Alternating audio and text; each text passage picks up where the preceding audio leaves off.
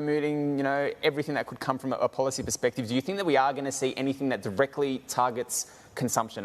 Because we've got a lot of speculation instruments, we've got a lot of, support of the property market, but whether it be vouchers, whether it be something to really try and to juice consumption in China.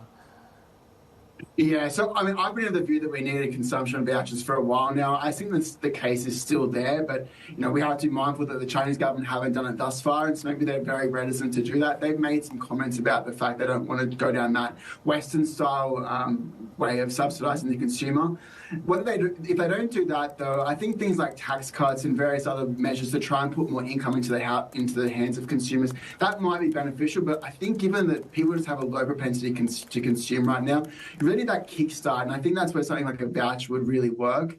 And the other side of it is business confidence, and that's where maybe tax cuts and investment incentives would actually be quite beneficial. But the other part of it is the overhang from property, and we've had Evergrande today.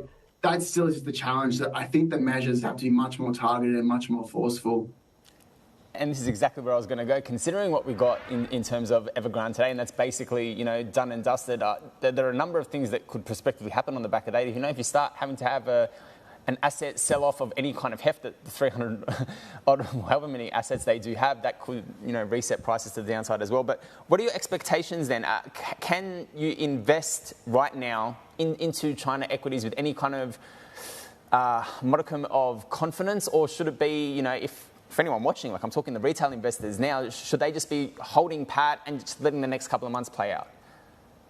So we're holding pat. We think that, there is clearly very cheap valuations that are coming through. We look at measures that look at euphoria and panic, and we're starting to see some of those signs of panic coming through as well. But I just think when you think about the structural economic overhang that we have right now, the potential for more negative headlines on the back of Evergrande and some of the other companies, I think it's wise to stand pat. There is a lot of margin of safety built in right now, but I think you have the ability to be quite patient and just wait for that better opportunity.